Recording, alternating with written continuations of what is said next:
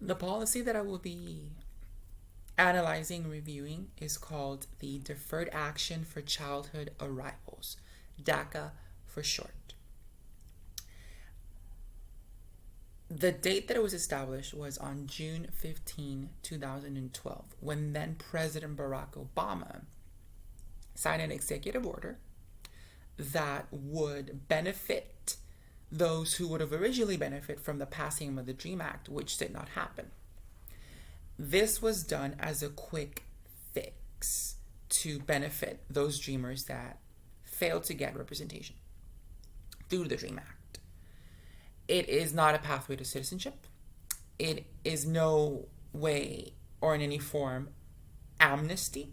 It's simply just temporary representation in the United States for these group of children who are then now young adults, so they can pursue higher education, so they can pursue their goals and dreams to better themselves in the country. Discuss the problems the policy was designed to correct. Okay, so here's a problem that this policy or executive order addresses and resolved. Well, resolves minimally. Take your average immigrant. Little Susie arrives when she's 4. Her parents come over using a traveler's visa. They cross the border from Mexico using a traveler's visa. Unbeknownst to her, they overstay. And now they establish a life here in the United States. She's a child. She doesn't know any better. What is a 4-year-old going to know about immigration policy? And besides, they have no say. Little Susie grows up. She's integrated into the American school system. She learns the language. She learns the culture. She establishes roots here. She essentially becomes an American citizen. As far as she's concerned, this is home. She is bilingual. She is essentially a Latin American. When little Susie gets to her senior year of high school, she starts to apply for colleges and universities. She gets into a few. Now begins the process of applying for FAFSA, for federal aid. Now begins the process of applying for work study. Now begins the process of applying for a job, getting a license. Basically going from little kid to young adult, working, responsible young adult. Something that her peers around her are doing. They're taking off. But she encounters a problem, a barrier of sorts. What is this problem? What is this barrier? She's not legally here. She comes to find out that she doesn't have a social security number, that she was born in another country, and then she's not legally documented. As far as she's concerned, she's not represented here. She doesn't count, for lack of better words. The DACA program was a quick fix for the failing of the DREAM Act. The DREAM Act was supposed to take care of this. It was supposed to give these children, who are now adults, citizenship. Fortunately, it did not pass. So, quick fix is this policy that I'm analyzing, the DACA program.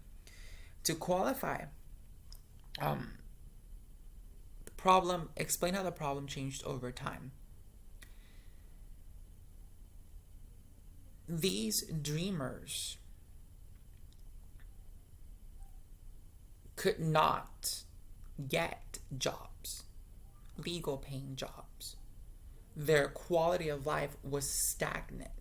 There was no upward mobility. It was just working your under the table jobs that have no promise of bettering your life. Yours, your parents, your family, nothing. In extension, this is a problem because you have no tax representation. You don't benefit to the country if you're illegally working, which is a problem. The policy addressed this and resolved this.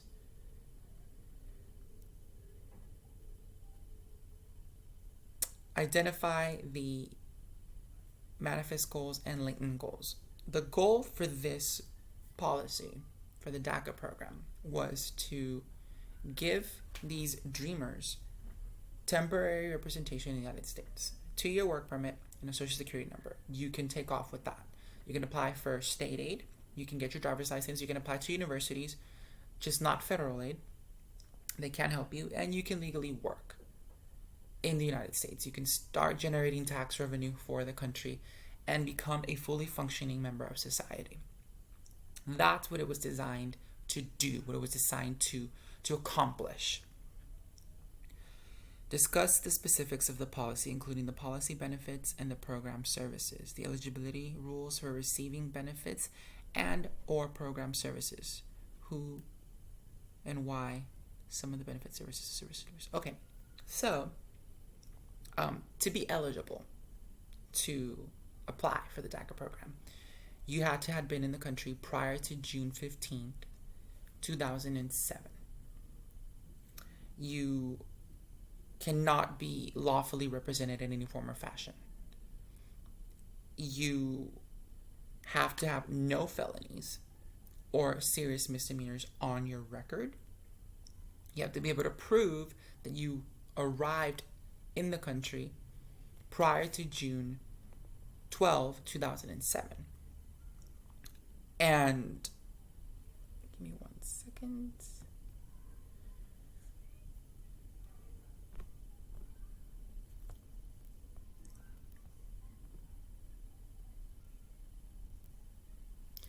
And have a GED or a high school diploma equivalent.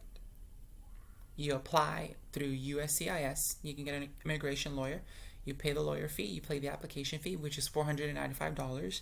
You provide your proof of residency, that you were here prior to said date, and off it goes. When you are approved, if you are approved, you get an appointment with the with USCIS to get your biometrics taken, take your photograph for your work permit, and to start the paperwork to generate a social security number. Once you have your work permit and your social security number, you can go. You can start bettering yourself here. You can apply to college, get state aid, you can join the armed forces, you can legally now work, you can establish your own business. You are represented now. The problems with this quick fix with the DACA program is that it's not a full representation. It does not give you American citizenship or permanent residency. It is temporary. Every 2 years, you have to reapply and pay your lawyer fees and pay your application fee all over again. So essentially, you plan your life in 2-year increments. These years, I'll do this. If I get renewed and approved again, I'll do this, so far and so forth. You're not eligible to vote. You cannot take part in federal elections or state elections or local elections.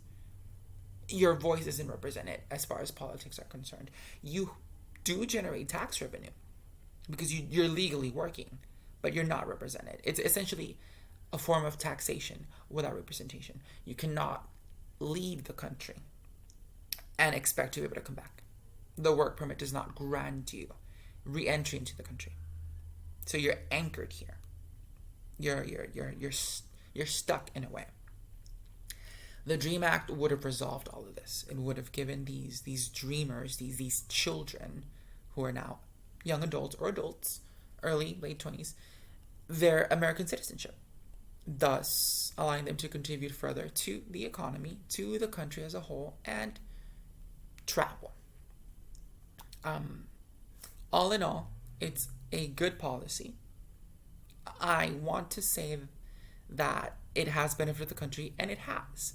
These dreamers, these DACA beneficiaries are generating tax revenue. They're pursuing higher education, and they're paying for it. Once they get a top-tier job, tax revenue increases. They are taxed more since they have a higher salary. Some of them are entrepreneurs. They start their own businesses. They generate jobs. They promote the betterment of the country.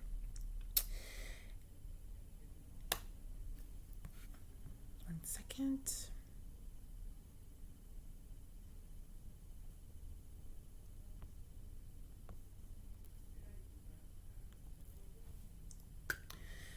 And those are the benefits. Those are the benefits that the DACA program grants these dreamers. that they get by becoming temporary represented citizens in the country. They are legally allowed to work. They can generate tax revenue. They can create jobs if they pursue their own businesses. They are represented for that 2-year time span. I know that me recording this video and not making it into a PowerPoint slide, I will provide my references where I got all my information from.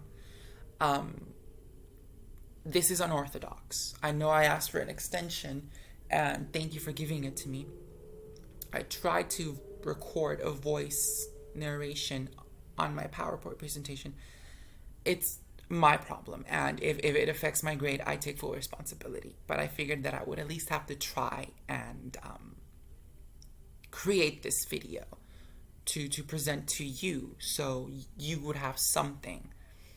I did the task. I did the assignment. I will try to upload my PowerPoint presentation with this audio, and upload it into Blackboard. But I know that I've already missed the deadline, and I need to turn something in. Thank you.